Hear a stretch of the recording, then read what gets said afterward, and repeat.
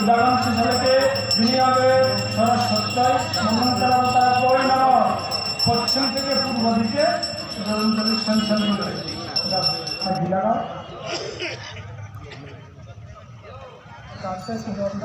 আচ্ছা, আপনাদের মধ্যে ঔষধ দেব আমরা। সমাজ ব্যাধিগ্রস্ত, কোন ব্যাধিতে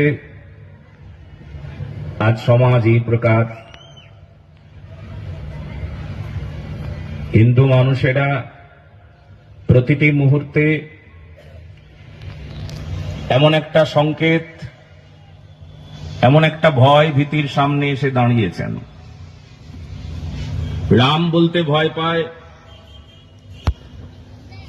আরএসএস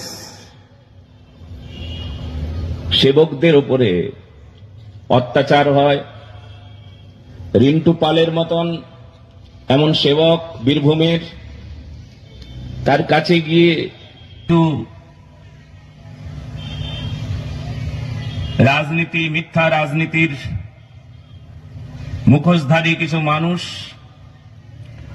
তারা রিন্টু পালকে গিয়ে বলে আরএসএস করবি না, তুই সবার সামনে কথা দে আরএসএস এখন থেকে আর করব না।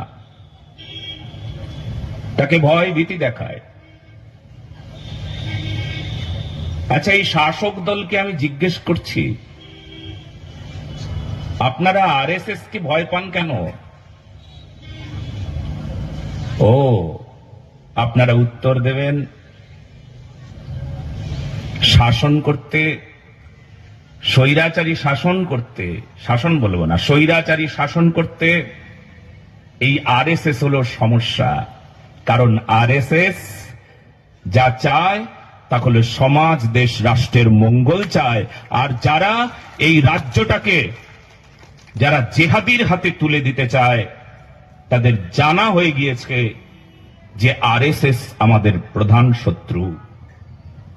ধর্মের শত্রুকে জিজ্ঞেস যদি করা হয়,